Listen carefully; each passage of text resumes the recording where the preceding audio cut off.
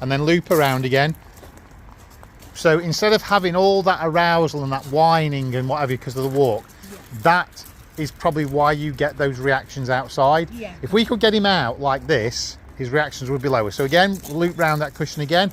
And what we're going to do is we're going to creep up a little bit further towards the gate. So he's calmer. We'd move a little bit closer. It's a little bit ahead, but we're just going to move back around and go back down, but not going as far back. So now just go past that little white stone. Just walk past there, loop around, come back up, and then loop around again. But look at how much he's slowed down now. Yeah, he's not pulling. No, so he's not getting too wound up, he's not getting too excited, and he's walking nicely with you. And then we're going to creep up again a little bit more towards the gate. And then as we come out, so as we get closer to the gate, he moves ahead a little bit, and now you've got a little spot on the ground. I know, the floods did so much though, didn't they? So again, just loop around and then come back up again. So all this is for you, is because obviously it just means that you haven't got to face that gauntlet, but he is learning to walk with you. But what we're doing is we are slowing him down. We're slowing everything down.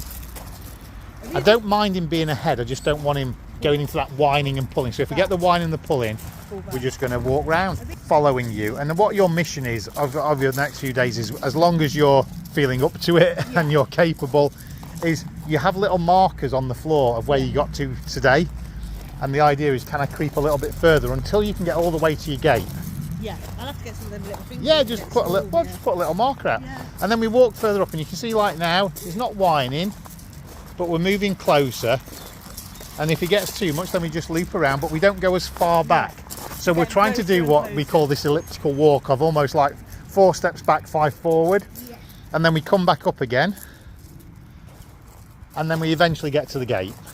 So, but does this make sense? Yeah. And then when we get to the gate, we'll open the gate like a little bit, and then we'll close it and we'll come back down. And then eventually we'll get him onto the front, and then eventually we'll get him back to walking, but not in this kind of aroused, stimulated state.